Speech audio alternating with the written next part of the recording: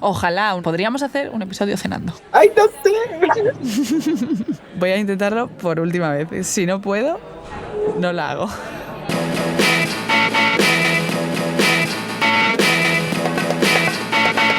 Doble clic. Los podcasts de BBVA.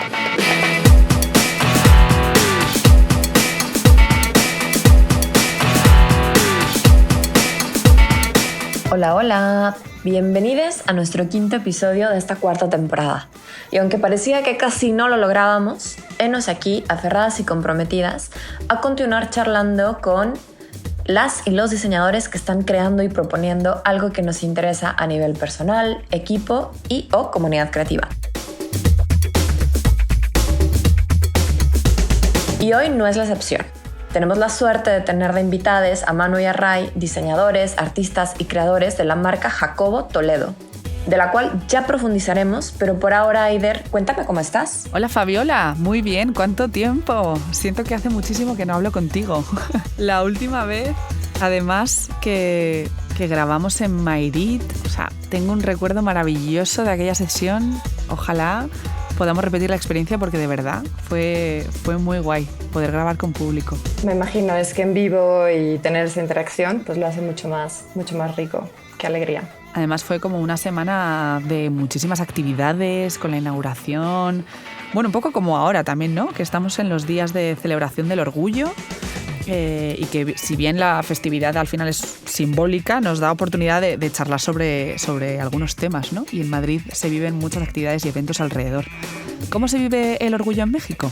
Bueno, pues también han sucedido un montón de eventos culturales. Seguro Ray y Manu también nos van a poder dar mucho más insight de eso. Habrá mucha fiesta también, seguro. Incluso eventos, pues digamos, de corte más político, lo esperado para este mes. Pero la realidad que más allá del foco, pues es un momento importante para reflexionar sobre cómo el diseño puede ser una herramienta poderosa para la expresión y la inclusión.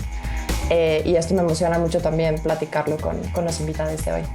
Definitivamente. O sea, de hecho, tomemos estas cosas como una buena excusa para hablar sobre los temas que nos importan. Y con ello, pues tenemos una dupla muy creativa, que son Manu Huesca y Ray Jacob, quienes son los fundadores de un proyecto que consideramos tan versátil como autogestivo. Tiene un fuerte sentido de colectividad y promueve las obras de diversos artistas. Estamos hablando de Jacobo Toledo, que además de ser un estudio de joyería, es un estudio de diseño que tiene pues grandes colaboraciones con muchos artistas. Y lo que nos gusta, o también por lo que hemos invitado a Ray y a Manu a platicar con nosotros, es justo porque dentro de esta propuesta que ellos tienen, hablan mucho de reconfigurar estructuras. Así que hoy pues queremos platicar con ellos de esto, de diseño queer, y de incluso este juego de palabras, si así lo queremos llamar, ¿no? ¿A dónde nos llevan estas palabras juntas? Desde un momento histórico, un mes en el calendario, el presente, o todo ese imaginario que podemos poner en la mesa alrededor de esto, ¿no?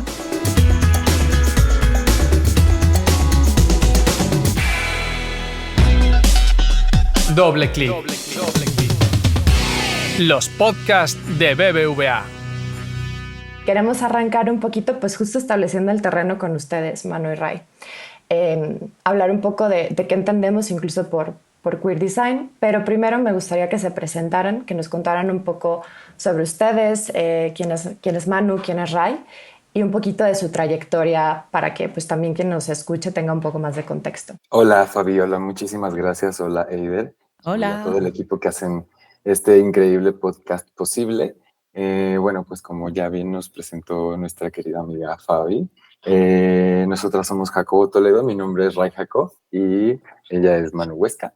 Y llevamos 12 años trabajando un proyecto que surge de una necesidad muy propia y personal de querer adornarnos y querer configurar la forma en la que mostramos nuestros cuerpos en el mundo. Quizás en ese momento no de esta forma tan racionalizada como te la estoy contando ahora, sino más bien experiencial, yo le diría, ¿no? Como experiencias en la vida que van sucediendo a personas como nosotras que de pronto vivimos, ¿no? Cuestionando las formas en las que está configurado el mundo, no por querer estar cuestionándolo todo, sino porque no corresponde, no sientes que no encajas, ¿no?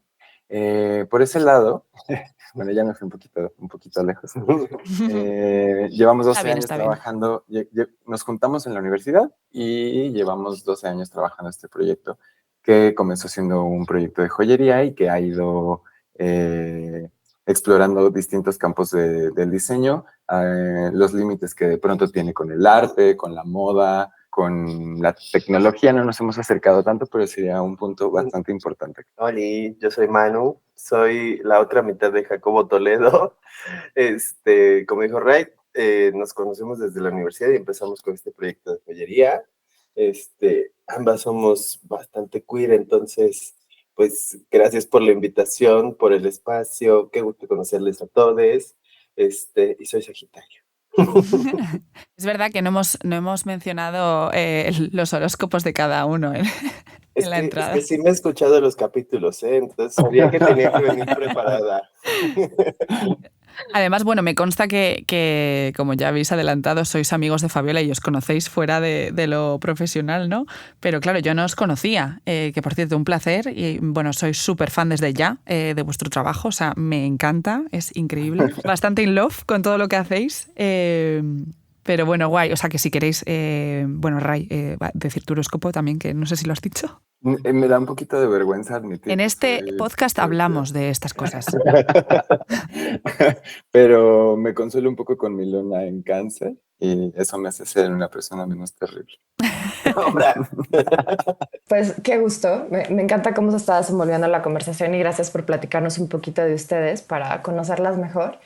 Y pues justo de nuevo, retomar el terreno, me gustaría que nos platicaran, Manu, Ray, para ustedes, ¿qué significa el término queer? Desde quizás ese concepto que le pueda dar un concepto a una persona que no lo tiene tan claro, pero también para ustedes, cómo lo viven, qué significa. Sí, como que sin intentar ser demasiado pesada, pero digamos, queer es un término anglosajón que se utiliza desde hace bastantes décadas, que, no sé, digamos, los 30, 20 empezó a reapropiarse como una forma de identificación frente a injuria, ¿no? O sea, como este insulto.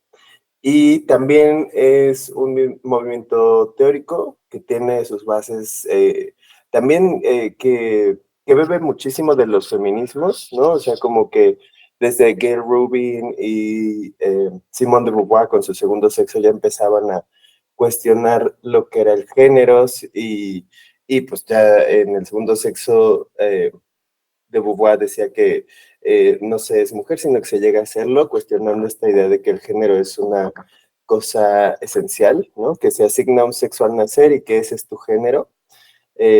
Y empezaron a fundarse ahí las bases para la teoría queer, que también se asentó ya mucho más con Judith Butler, que muchos consideran que el género en disputa es como el texto fundacional para la teoría queer.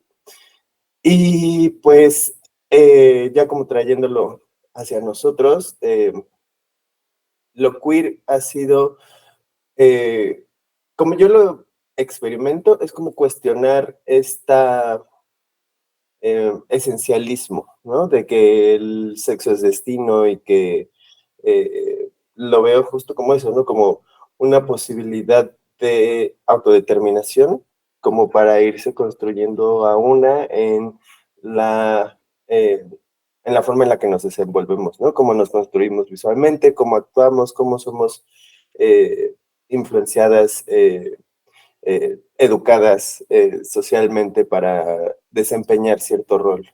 Y pues lo queer es eso, ¿no? Es como este gran término paraguas en el que empieza a cuestionar ya muchas más cosas, ¿no? No solo las categorías binarias de hombre y mujer, sino todo este destino físico y biológico que hay. Entonces se convierte en un término paraguas que incluso ya, bueno, la última versión de la bandera LGBTQ+, incluye, ¿no? Los colores de la bandera trans, incluye el café y el negro también como una especie de reafirmación de las personas racializadas. y también abraza las distintas disidencias físicas y corporales, ¿no? O sea, también hay como un orgullo disco muy importante. Entonces, bueno, eso es como lo hemos vivido, como esta posibilidad de autodeterminación más allá de lo impuesto por la sociedad. Oye, y entiendo que cuando hablamos de lo queer, estamos hablando del concepto queer con Q-U-E-E-R, ¿verdad? Porque también lo he visto escrito como C-U-I-R. Y claro, me llama mucho la atención, o sea, por eso de que entiendo que pues, tiene una connotación diferente o se utiliza en situaciones diferentes. No sé, ¿de qué va todo esto de jugar con este tipo de lenguaje? Yo ahí diría que, como bien dice Manu, el término queer, ¿no? Ujú. Ajá, como muy, es un término anglosajón. Y si bien tiene su historia, como nos ha contado, en geografías y en latitudes, digámoslo así, del sur global, esta historia no resuena. No resuena porque no es una historia que la hayamos vivido directamente desde estos espacios, ¿no? ¿Esto en qué resulta? En que en estos lugares este término se vuelve en algo nuevo, ¿no? Es un término nuevo para muchas de estas generaciones que hoy vivimos, que jamás nunca habíamos escuchado el término queer, ¿no? Quizás en los países anglosajones, en algún momento queer era un insulto como lo hoy es aquí joto, marica, o algunas otras palabras despectivas que se utilizan de manera injuriosa, ¿no? Como para humillar y denostar a ciertas personas, ¿no? El insulto siempre ha existido. En ese sentido, en el momento en el que el término queer es resignificado por parte de estas poblaciones disidentes y utilizado a manera de orgullo, incluso de autodefensa, yo diría que en otras latitudes y en otras geografías suceden los mismos fenómenos, ¿no? Y de pronto en este lado ya hay un orgullo que yo diría que va más allá del orgullo gay, ¿no? Porque lo gay también es importado, lo gay es una construcción importada de un sistema capital que ya ha absorbido muchos de los movimientos y las luchas sociales. Eh, y sin embargo ahora hay un orgullo marica, ¿no? ¿Qué significa el orgullo marica? El orgullo marica es esta vivencia que a las latinas, a las mexicanas, las colombianas, los maricas del sur global, sí vivimos, ¿no? Y en ese sentido, atreviéndonos, ¿no? Por atrevidas, porque las maricas sudacas somos unas atrevidas, jugamos con el lenguaje y nos atrevemos a transformarlo, ¿no? Y si ya vamos a abarcar y adoptar este término paraguas de lo queer, porque si bien, claro que tiene un impacto cultural, en la transformación cultural social bastante importante en nuestros días, y yo me atrevería a decir que estamos viviendo en la era de la transformación del pensamiento, y surge a partir de estas personas, ¿no? Que en algún momento tuvieron esta posibilidad, este acceso al conocimiento, y que estas personas blancas que tienen acceso a la academia, que tienen estudios, surgen los primeros estudios de las teorías queer, ¿no? Y son tomados en cuenta de una forma seria, ¿no? De una forma como ya cobijada por el santo yugo de la academia, y en ese sentido como ahora recordando a Judith Butler, que la mencionaba Manu, le acaban de dar un doctorado honoris causa aquí en la máxima casa de estudios de México, ¿no? En la UNAM. Y eso, pues claro que tiene una repercusión histórica en el futuro de la transformación de la cultura, pues bastante importante, ¿no? En ese sentido, ¿qué sucede con las maricas sudacas, ¿no? Las maricas sudacas de pronto gritamos y decimos, oiga, nosotras no somos tontas. Nosotras llevamos muchos años también pensando, muchos años también escribiendo poesía, bailando, performando, actuando, ¿no?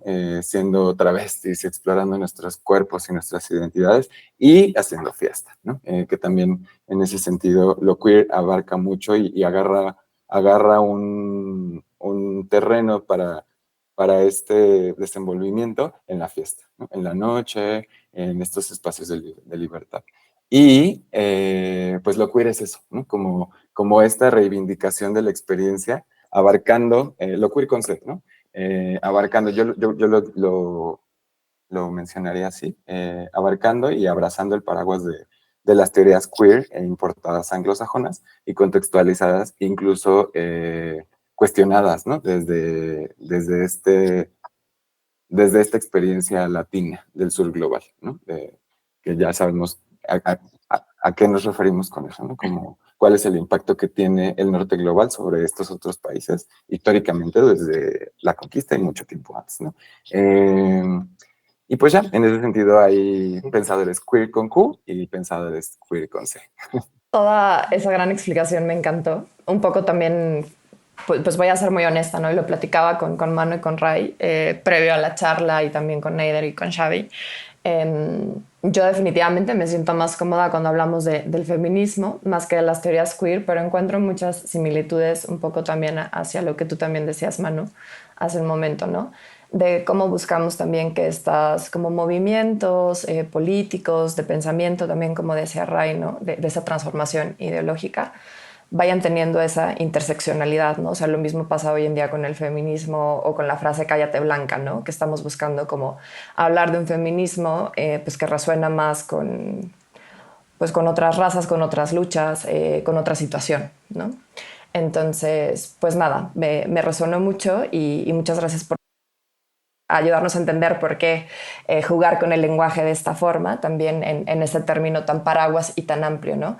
Un poco yo los escuchaba y también pensaba en esto que Bell Hooks, que es una feminista, habla en algún momento sobre qué es queer, ¿no? Y entonces dice que no tiene nada que ver con cómo ejerces tu sexualidad ni con quién, tiene que ver con, y ella usa esta palabra, por eso la voy a usar yo, pero como estar como en desenfado con muchas cosas y querer cuestionarlas, ¿no? Y creo que en ese como concepto base es que justo yo encuentro hablar de lo queer como algo pues muy versátil, que como también ustedes decían, puede ir hacia muchísimas aristas, ¿no? El arte, lo político, lo cultural, etcétera. Me estaba recordando, bueno, cuando han hablado de las connotaciones negativas, ¿no? En sus inicios, cuando, pues bueno, antes de ser reivindicación era esta parte como más de insulto. Muchos jóvenes ahora sí que entendemos el concepto, ¿no? Pero para esas personas más mayores, ¿no? Que la siguen recordando con esta negatividad,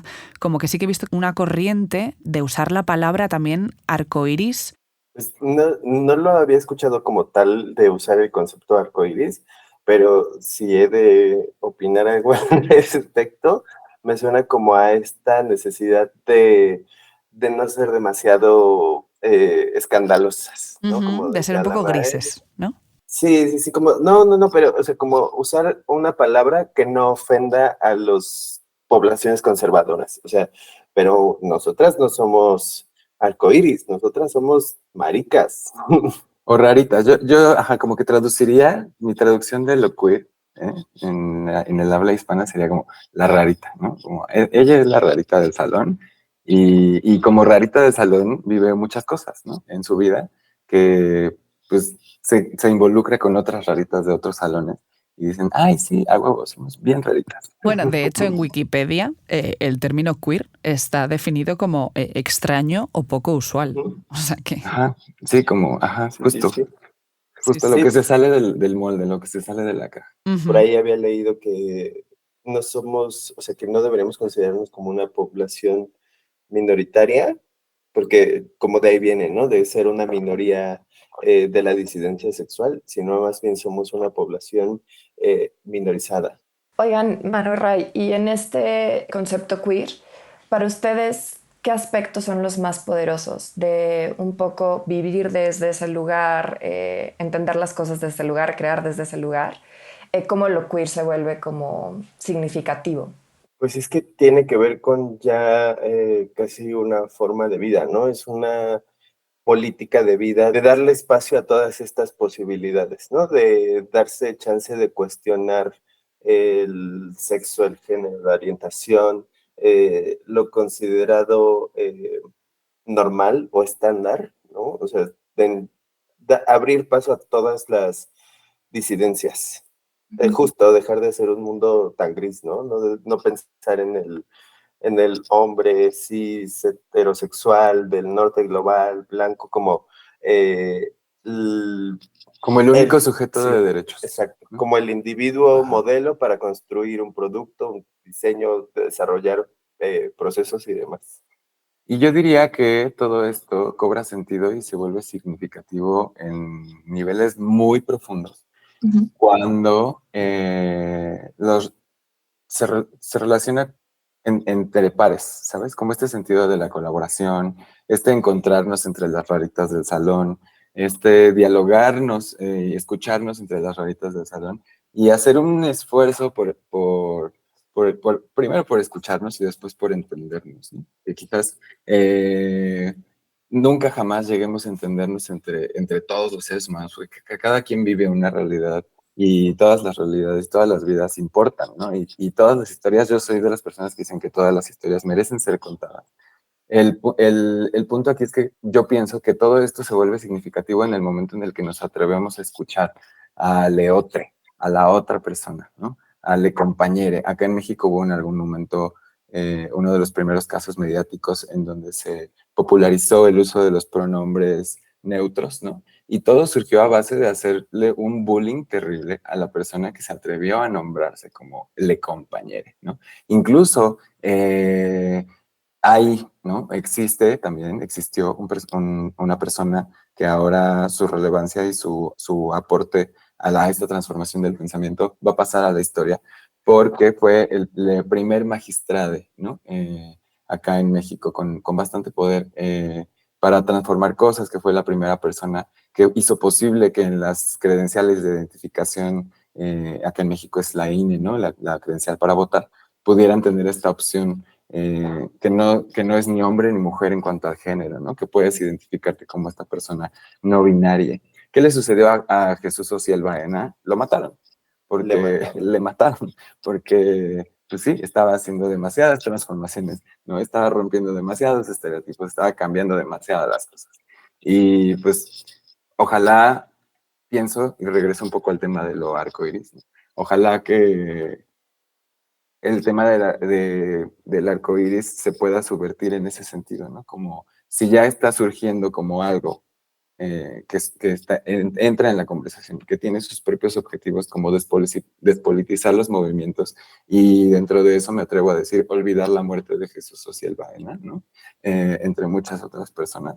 Quizás pues el arco iris pueda ser este caballo de Troya para las poblaciones disidentes, ¿no? Que podamos identificar justo estos momentos para poder subvertirlos y no permitir que se despoliticen estas cosas, ¿no? ¿Vosotros cómo lo relacionáis con vuestro trabajo en el día a día, también todo este tema? Porque ya habéis mencionado que vuestro enfoque sí que se basa en crear estas narrativas que reflejen y celebren, ¿no?, la diversidad de la comunidad queer, pero ¿cómo lo lleváis a cabo? En un inicio, para nosotros era como novedad en ese momento decir, ay, somos una marca de joyería sin género, ¿no? O sea, porque, digamos, en ese momento no lo veíamos tan representado, ¿no? Por ahí, me acuerdo que Bird of Goodman, esta tienda gringa, empezaba a tener su sección de ropa genderless.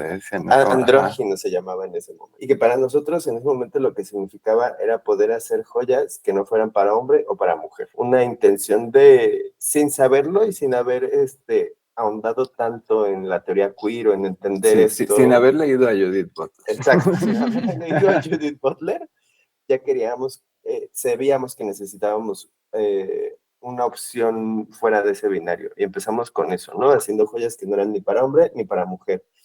Y pues los resultados en ese momento era como, nos veían raro, ¿no? Y la pregunta siempre era la misma. Cuando íbamos empezando era, oye, pero este es para hombre, oye, pero este es para mujer, oye, pero no tienes joyas para hombre. Y que para nosotros incluso significó en ese momento tener que hacer de pronto pisacorbatas o mancuernillas para que lo entendieran y empezar a acercarlos.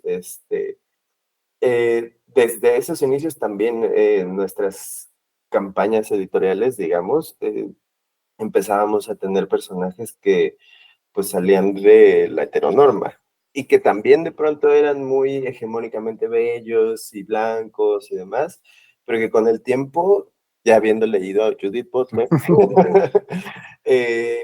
justo nos empezamos a cuestionar qué tanto más podíamos hacer a partir de la joyería. Empezamos a intentar abrir esas posibilidades, nos encontramos con un colectivo de joyería contemporánea, se llama Sin Título, y ahí fue cuando Ray y yo empezamos a hacer nuestras primeras piezas de joyería contemporánea, o sea, empezamos a tirarlas hacia el lado del arte, ¿no? A utilizar la joyería como un pretexto para contar nuestro mensaje.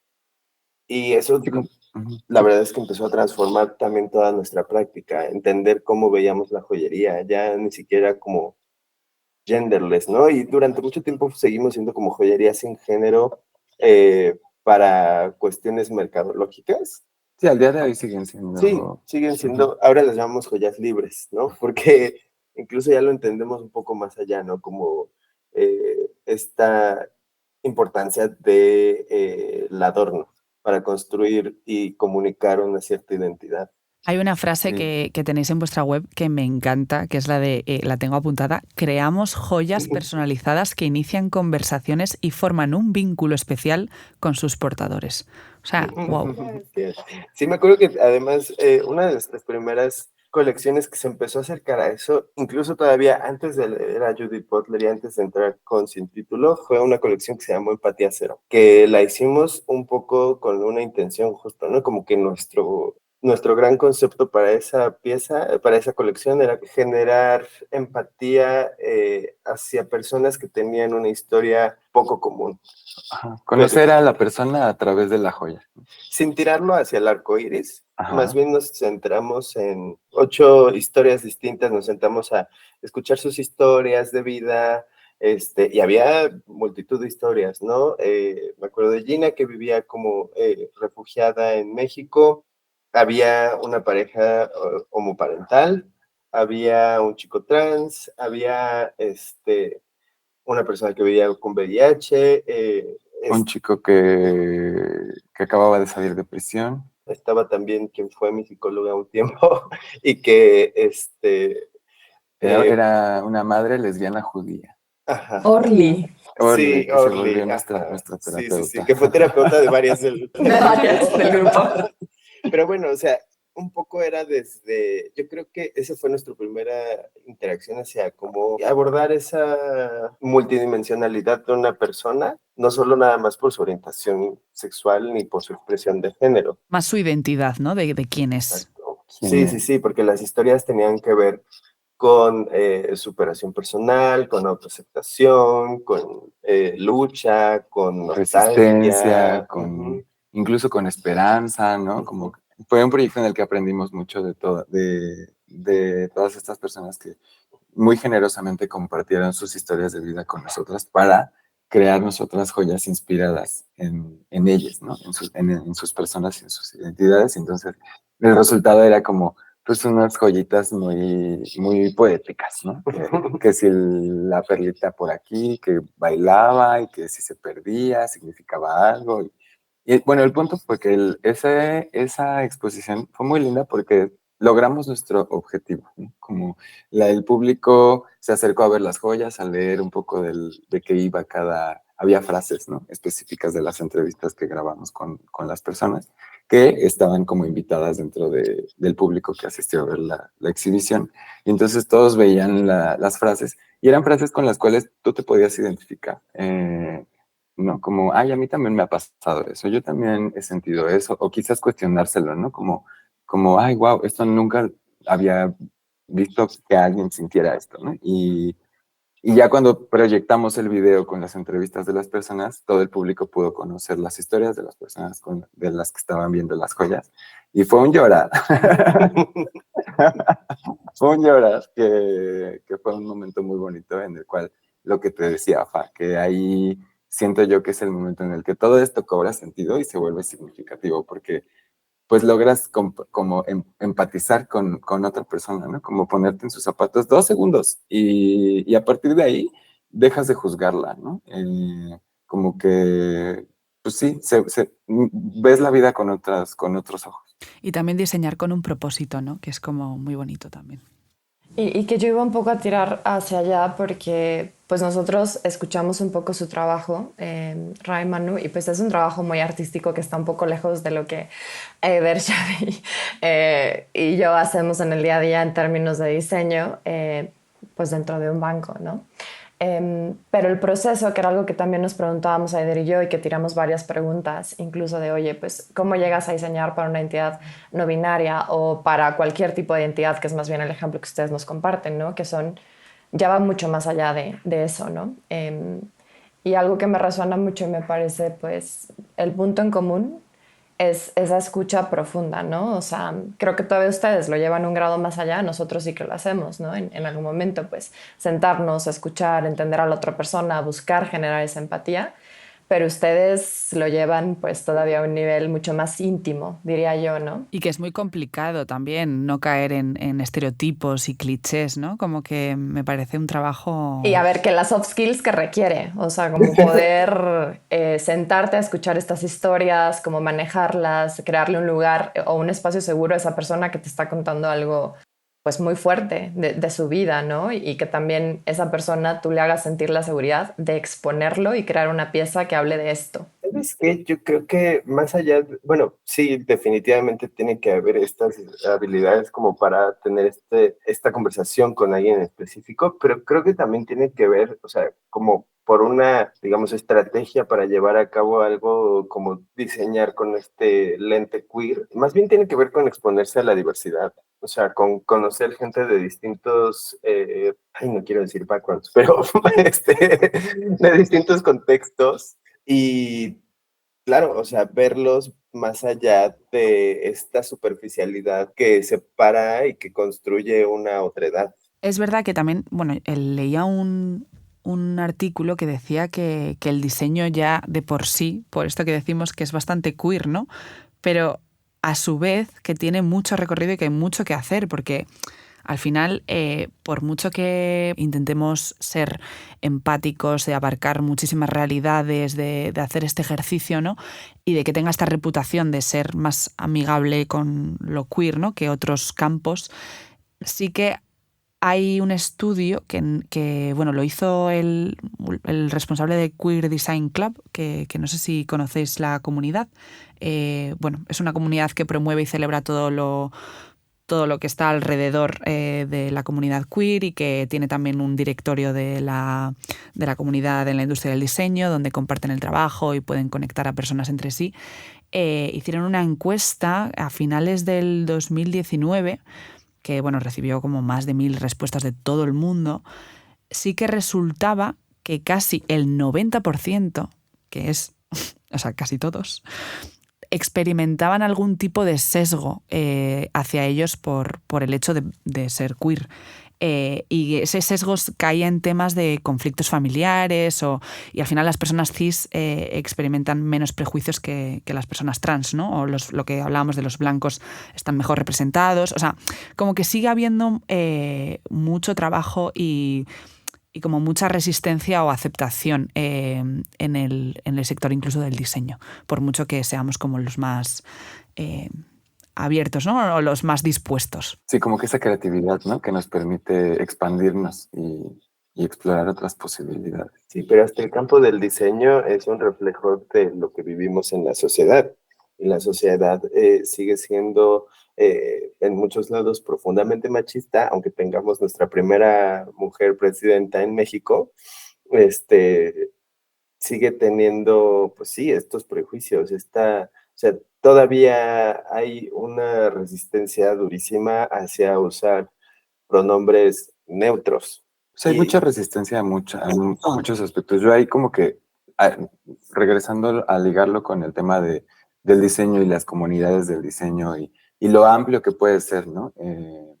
Esta práctica, yo me enfocaría como en el objetivo que tiene cada una de las ramas del diseño y a partir de ahí, como cuestionar si estamos de acuerdo con ese objetivo, si queremos seguir por ahí o si nos atrevemos a dar la vuelta y probar algo nuevo, ¿no? Que puede ser en el diseño de moda, en el diseño, en este caso con nosotras, de la joya, que yo me enamoré de la joyería porque es una disciplina muy noble y muy poética y hasta que puede ser muy estética. Y yo, por ejemplo, siendo como diseñador de joyería, yo me clavo en el objetivo de la joyería, en la historia de la joyería, en por qué existe la joyería, ¿no? ¿Cuáles son estas implicaciones que tiene la existencia de la joyería, de dónde viene, cómo se ha transformado hoy en día, ¿no? Que vivimos en este mundo globalizado, postmoderno, capitalista,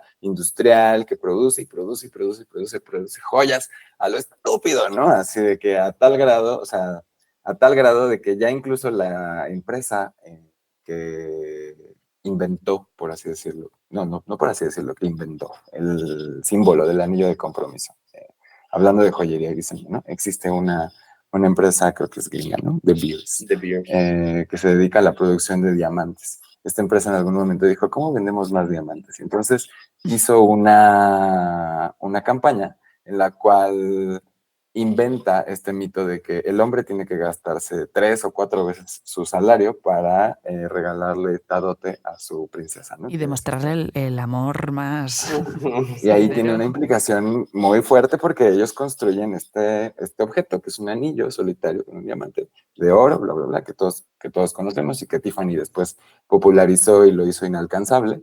Y ahora se producen millones y millones y millones de esos anillos, a tal grado que el diamante ya ni siquiera creo yo que sea tan especial, sino como que es ahí una especulación completamente capitalista, que ya ha llegado a tales límites que incluso esta empresa que les menciono, que inventó este anillo de compromiso, acaba de anunciar recientemente que va a dejar de vender diamantes para la joyería, solo va a venderlos para la industria. Esto es muy fuerte, como que tiene y tendrá muchas implicaciones en el diseño, en la joyería, en las finanzas, en cómo se mueven los mercados, sabes, como que en un montón de cosas. Y ahí es en donde yo regreso al tema de que como diseñadores, pienso que pues tenemos que clavarnos en el objetivo de lo que estamos haciendo, ¿no? Si yo diseño una experiencia de usuario, si yo diseño una estrategia, si yo estoy diseñando una solución para tal empresa o si estoy diseñando no sé, lo que sea, un vestido, si logramos como creativos identificar ese objetivo por el cual lo estamos diseñando y cuestionarnos, ¿no? Atrever a cuestionarlo y ser bastante autocríticos en el sentido de esto me hace sentido, quiero que esto suceda, ¿sabes? Como realmente quiero que esto pase, o cuáles serían las implicaciones de que esto sea un éxito rotundo, ¿no? O sea, ¿qué pasaría en ese sentido? Y pues así podríamos, como en algún momento lo platicamos, purificar la práctica del diseño, ¿no? Y ese concepto, Ray, perdóname que te interrumpa, pero me resuena mucho pues con algunas cosillas que estuve como ahí viendo de cara a la conversación. Y me gustó mucho un concepto que está acuñando Flux Studio. Flux Studio, para los que no lo conocen, hace una práctica muy similar a la que tenemos Aider Chavillo, hace diseño estratégico, UX, algunas cosas de experiencia, etcétera. Y ellos están acuñando este concepto que le están llamando querying design, o sea, como purificando el diseño justamente, ¿no? Y lo llevan pues pues a esta industria, ¿no? Un poco más cercana a este lado y al equipo de BBVA. Y me gusta mucho cómo lo describe porque lo ven ellos como la evolución, de hecho, de un diseño que ya existe para nosotros, que es el diseño de servicios. Por lo que dicen es que a través de este lente que justo amplifica y cuestiona, se cuestiona la práctica de diseño dentro de de nuevo voy a usar la palabra terreno, y nos permite entrar de nuevo al proceso con mayor vulnerabilidad, curiosidad y con ganas de escuchar y coexperimentar con el otro, ¿no? Y ellos como que tratan de llevarlo a este lugar de que quizás si hacemos esa pausa, todos los que diseñamos algo, lo que sea, ¿no? Porque es lo que nos apasiona, ese objeto en lo que se traduzca nuestro proceso, podríamos pues resignificar un poco los fines mismos del diseño, ¿no? Buscar, por ejemplo, el bien colectivo, no buscar la acumulación y este tipo de cosas. Entonces, me gusta mucho y me resuena mucho con lo que ahorita tú decías, Ray, de también entender cómo purificamos el diseño, como eso que nos mantenga siempre como cuestionando y cuestionarnos a nosotros mismos, ¿no? También como para mejorar lo que hacemos. Está padrísimo esto que dices, Pa, porque además me acuerdo de los últimos episodios del podcast que he escuchado, ¿no? Cuando hablaban de esta investigación postcualitativa y del diseño feminista, pues siento que estamos llegando un poco al mismo terreno, ¿no? O sea, y que la verdad, o sea, la intención es como derrumbar estas estructuras que son funcionales solo para unos cuantos hasta la cima. Es justo eso, entrar a un proyecto a investigar, pero dejándose afectar por lo que está sucediendo, no verlo como con este lente antropológico que se separa del sujeto de estudio. O sea, no existe nada aislado. O sea, lo que decía Ray, esto cobra sentido cuando está en contexto y en sintonía con su ecosistema. Nos gustaría que nos platicaran dentro de lo que ustedes hacen en Jacobo Toledo. Sé que las colaboraciones son una parte muy importante, el trabajo con otros artistas, y que nos cuenten brevemente de algún proyecto estrella, icónico, que le dejen a la audiencia, que les cause curiosidad ir a su sitio y verlo y revisarlo o ir al estudio. Yo creo que quisiera darle foco a una pieza que desarrolló Ray, que son las joyas antirretrovirales. La primera pieza la hizo en colaboración con un artista de San Luis Potosí para el Museo de Arte Contemporáneo de Querétaro. De San Luis, de San Luis. De San Luis, ajá, sí, perdón, de San Luis. Y lo que construyó este artista fue como esta representación de arte conceptual, ¿no? Como esta obra que ahorita se me escapa el nombre del artista, pero que era como que es una silla y presentaba una silla física, una fotografía de una silla y la definición de una silla. Hizo lo mismo, pero con la pastilla de Biktarvy, que es el medicamento antirretroviral para el tratamiento de VIH. Entonces, contactó a Ray para que construyeran una escultura de oro sólido, réplica de la pastilla de Biktarvy. Entonces, ese fue el primer detonante, pero que se empezó a decantar y tradujo Ray en nuestras colaboraciones de joyas de artista como una pieza que seguimos vendiendo, que son pastillas antirretrovirales, Biktarvy y Truvada, es el de PrEP, el tratamiento de profilaxis preexposición para evitar contraer el virus de inmunodeficiencia humana, y lo seguimos vendiendo como una pieza que el objetivo es que el 50% de los ingresos de estas piezas sean donados a Casa de la Sal, una fundación que trabaja con juventudes e infancias que viven con VIH. Voy a preguntaros sobre el futuro y sobre si habéis pensado en los cambios que os gustaría ver en la industria del diseño en concreto para apoyar mejor a los diseñadores queer y sus contribuciones. El futuro siempre es incierto, lo único constante es el cambio, y entonces yo lo que yo sería que me gustaría que como una comunidad de diseño comprometida con nuestra práctica, y quizás voy a sonar un poquito repetitiva, ¿no? Como en este sentido de tener en cuenta el impacto que tienen nuestras acciones como profesionales del diseño, ¿no? Tener en cuenta eso y cuestionarlo, como si creemos que vamos por el camino adecuado, por el camino correcto.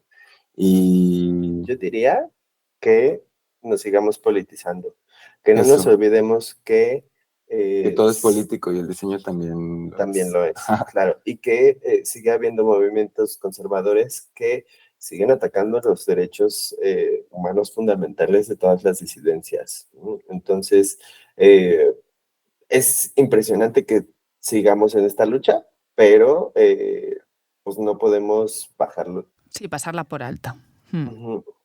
Sí, y sí, pues, como diseñadores tenemos esta responsabilidad, ¿no? Así como, no sé, los médicos salvan vidas, los diseñadores tenemos un objetivo en este mundo, ¿no? Como ahí configuramos la forma en la que de pronto suceden las cosas. La forma del mundo. La forma del mundo, ¿no? O sea, como de pronto, esa es nuestra labor. ¿Para quién queremos que sea ese mundo? Y siendo conscientes de ese poder, ¿no? Que tiene la comunidad del diseño, pues usarlo de una forma que les haga sentido con su humanidad, ¿no? Como que es eso, regresar a sentir, a empatizar, ¿no? A entender que tu usuario, tu cliente, tu compañero, tu colega, tu jefe, pues tienen una vida, emociones, cosas pasan, ¿no? Y no tenemos que ser la chismosa que se va a enterar de todo en su vida, pero pues mostrar un poco de respeto entre nosotras, ¿no? El mundo ya es demasiado violento como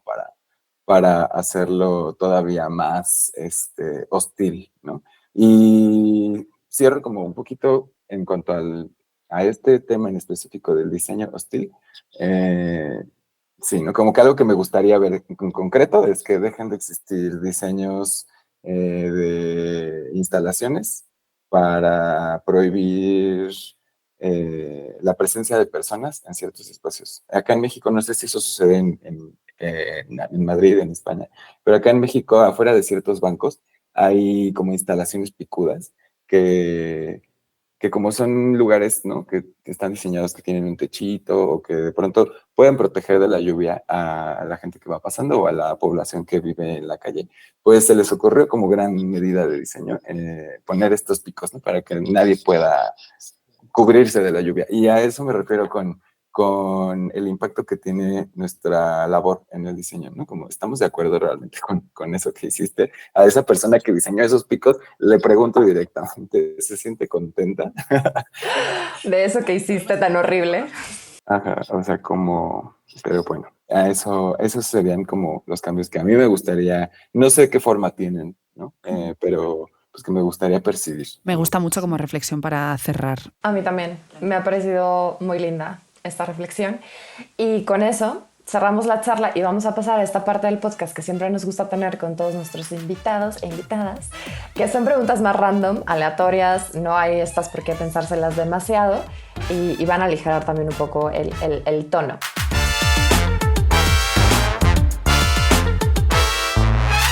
Voy a empezar con una cursi porque esta es como la que sentí en este momento. ¿Cuál es el mayor consejo o el consejo más importante que les han dado en la vida? Nunca dejes de ser, ¿no? Esa persona que eres. Y a veces da un chingo de miedo, he de admitir, ¿no? Y muchas veces nos modulamos y nos censuramos nosotras mismas, ¿no? Ay, no me voy a poner esto porque, no sé, whatever. Póntelo, ¿no? Sé esa persona que quieres ser. Y eso al final siento que ha sido de los consejos más importantes, que ha sido muy difícil y es fuerte, ¿no? Como realmente agarrarlo. Pero que al final yo lo que veo es que funciona, ¿no? O sea, te sientes mejor contigo misma. Y yo creo que para mí ha sido que persigas lo que de verdad te apasiona, que está bien a veces no tenerlo tan claro. Y, por ejemplo, en cuestión de carrera y eso, fue fundamental. ¿Qué fue lo que me vibró? Seguir mi instinto para dedicarme a lo que me apasiona. Y el dinero seguirá, a veces. No, sí llegará el dinero. Sí, ¿no? O sea, yo el dinero lo veo como una herramienta que va y viene y sirve para hacer cosas. O sea, pero sí, claro, pero es mucho nunca más como fácil. un fin.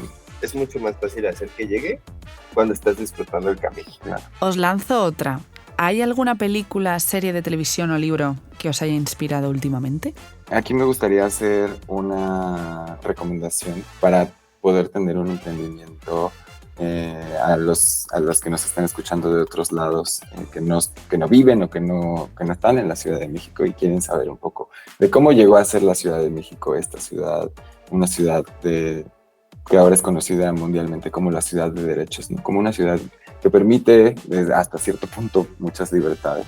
Y esta serie está inspirada en una crónica que escribe un periodista, editor y escritor bastante relevante aquí en la Ciudad de México, que se llama Guillermo Osorno. Su libro se llama Tengo que morir todas las noches.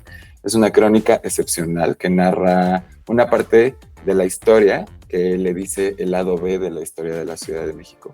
Y justo, ¿no? Son estas historias que durante mucho tiempo no han permitido ser contadas. Para que esta historia saliera a la luz, pues pasó por editoriales y demás, y ahora ha inspirado esta serie de televisión que se acaba de estrenar en Amazon Prime. Qué buena recomendación, me la apunto. Que tiene el mismo título, se llama Tengo que morir todas las noches. Es un drama, es un llorar, para que te cuento. Y es un producto completamente distinto a la crónica que escribió Guillermo, pero igualmente disfrutable, ¿no? Y me parece que incluso también bastante necesario. O sea, echarse una lloradita está bastante sanísimo. Sanísimo. Y el día de hoy voy a tener tengo el honor de platicar con Guillermo en vamos a tener una charlita para presentar su libro. Ojalá estuvieran acá en Ciudad de México para que nos acompañaran. Siento que se tiene que hablar de eso y tiene que seguir saliendo más lado B, lado C, lado D, lado E de la historia, ¿no? Y ojalá que la obra de Guillermo inspire a otros periodistas, escritores, cronistas, atreverse a contar todas estas historias, porque todas las historias merecen ser contadas.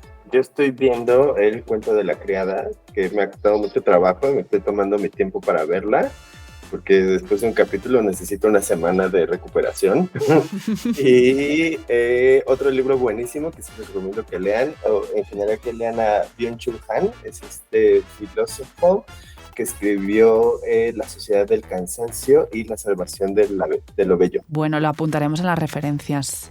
También podría añadir, si les interesa más el tema, de Tengo que morir todas las noches. Se vincula a este otro libro que cuenta más o menos la misma historia, pero desde el protagonista de la otra historia. El protagonista de la historia cuenta de esta. Y es como un complemento también bastante. Otro lado B. El lado B1. B1, sí. El libro de La noche soy yo es de Henri Donadieu, que fue el fundador del bar El 9, que fue icónico durante los 80s para la vida nocturna queer en la Ciudad de México. Sí, mira, dice, la historia del loco insomne que creó el primer bar gay, rockero y contracultural de México. Está muy interesante. Muy buenas recomendaciones. Pues con eso cerramos. Les doy las gracias totales por haber estado aquí. Ha sido un placer. Muchas gracias a ustedes por recibirnos. También disfrutamos mucho la plática. Ojalá que a las personas que nos escucharon les haga un poco de sentido toda esta bola de palabras que compartimos entre nosotras. Y les mando un gran abrazo y un beso. Ojalá que Maravilla. Sí. Y un abrazo. Gracias, Manu. Gracias, Ray. Mil gracias. Bueno, pues hasta aquí la conversación. Y antes de acabar, como siempre, Xavi, te damos paso con las recomendaciones. Momento de sacar tu app de toma de notas para recordar algunas referencias que han salido en este episodio. Empezamos por nuestros invitados, Manu y Ray, la dupla de diseñadores, artistas y creadores de la marca Jacobo Toledo. En su web tienes todo el catálogo de su marca que desafía, como dicen ellos, las expectativas de lo que puede ser la joyería. Es jacobotoledo.com. Hemos hablado también de la Queer Design Club, una comunidad que promueve y celebra todo lo que rodea lo queer y el diseño y que cuenta con un directorio en su web, queerdesign.club. Y de hecho, es un proyecto que nos ha recordado a nuestras compañeras de FIDO, la alianza entre mujeres y el sector del diseño, que entrevistamos hace unos meses en ese podcast y contaban también con un directorio. Hoy han salido muchos libros. Judith Butler, filósofa, figura clave del pensamiento contemporáneo y una de las teóricas fundacionales de la teoría queer. Ha escrito obras muy míticas como El género en disputa, que mencionaban Manu y Ray, y Butler acaba de sacar su último libro, ¿Quién teme al género?, en el que analiza por qué ciertos actores conservadores se empeñan en asegurar que el género es una amenaza peligrosa para las familias, la civilización e incluso dicen para el hombre. Ray nos ha comentado otro libro, Tengo que morir todas las noches, una crónica de los 80, el underground y la cultura gay. Es de Guillermo Osorno y narra el lado B de la historia de la Ciudad de México. Por cierto, nos comentaba también que acaban de sacar la serie de este libro en una plataforma de vídeo. Por su parte, Mano es más de Byung-Chul Han, el filósofo surcoreano residente en Berlín que ha sacado reflexiones como La sociedad del cansancio o La salvación de lo bello. Y añado un par más que no hemos mencionado en el programa, pero nos han servido para prepararlo. El primero, Queer for Design, 50 años de signos, símbolos, banners, logos y arte gráfico LGTBI, del periodista australiano Andy Campbell. Es una delicia de libro, por su contenido y también por su forma, y veréis que la portada es preciosa. Y el segundo, Queer, una historia gráfica, de Meg John Berker. Le tengo mucho cariño a este libro porque fue mi introducción al mundo queer, porque está explicado para dummies. Creo que es una buena manera de plantearse bastantes preguntas.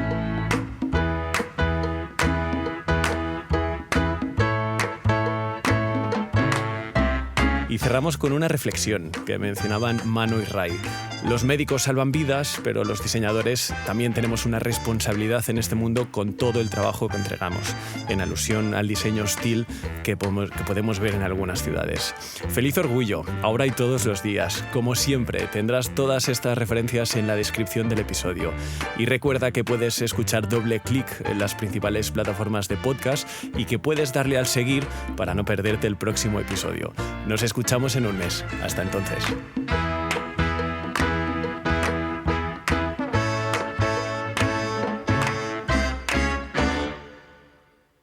Qué gustazo estar en el podcast, ¿eh? Después de estarles escuchando, digo, ¡ay, qué sueño!